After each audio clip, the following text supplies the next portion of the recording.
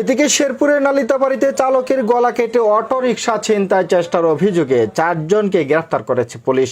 বুধবার রাতে চালকের গলা কাটার পরপরই সন্দেহভাজন হিসেবে স্থানীয় জনতা পৃথক পৃথক স্থান থেকে 4 জনকে আটক করে পুলিশে দেয়। পরে বৃহস্পতিবার মামলা দায়ের করে ওই 4 জনকে আদালতে পাঠানো হয়। গ্রেফতারকৃতরা হলো শেরপুর সদর উপজেলার বরটিয়া গ্রামের লালু মিয়ার ছেলে লিখন, শাহিন মিয়ার ছেলে মনিরুজ্জামান, মোবারকের ছেলে শান্ত ও নালিতাবাড়ি উপজেলার ডহরিয়া গ্রামের রহিদুলের ছেলে তারেক। জানা গেছে, নালিতাবাড়ি পৌর শহরের গড়কান্দা মহল্লার অটো চালক সুলতান মিয়া নিজের অটোরিকশা নিয়ে বুধবার রাতে আনুমানিক 9টার দিকে উপজেলার নয়াবিল ইউনিয়নের আন্ধরপাড়া এলাকা থেকে নয়াবিল আসছিলেন। পথিমধ্যে উঁচু ব্রিজ এলাকায় যাত্রী বেশে ওই অটোরিকশায় ওঠে দুষ্কৃতকারীরা। এ সময় তারা ধারালো চাকু দিয়ে অটো চালকের গলায় আঘাত করে ও অটোরিকশা নিয়ে পালানোর চেষ্টা করে। কিন্তু অটো চালকের চিৎকার ও ধস্তাধস্তি করার এক পর্যায়ে অটোরিকশা ফেলে দৌড়ে পালিয়ে যায় তারা।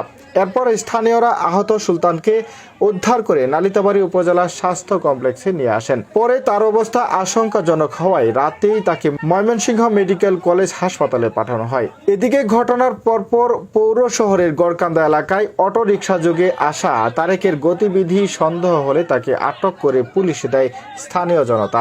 অন্যদিকে উপজেলার বাগবের এলাকায় পাকা সড়কে একটি অটোরিকশা নিয়ে 3 জনকে অপেক্ষা করতে দেখেন স্থানীয়রা।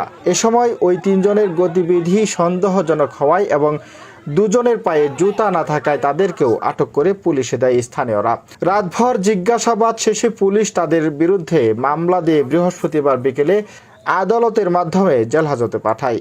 এ বিষয়ে নালিতাবাড়ি সার্কেলের সিনিয়র সহকারী police super ASP Didarul Alam জানান, জড়িতরা নিজেদের নির্দোষ বানাতে গল্প বানাচ্ছে। প্রাথমিক জিজ্ঞাসাবাদে ঘটনার সাথে তারা জড়িত বলে মনে হচ্ছে। তাদের বিরুদ্ধে আইনগত ব্যবস্থা নেওয়া হয়েছে। ছেলেটারে যে সময় ধরে নেওয়া হইলো, ওই রুগীর সে স্টেটকার কথা বলছে যে সে আসিল, ঠিক আছে, এটা মানে মানে তার নিজে মনে বলছে যে সে আসিল। অ্যাবজ্জল, গ্লোবাল নিউজ বাংলা।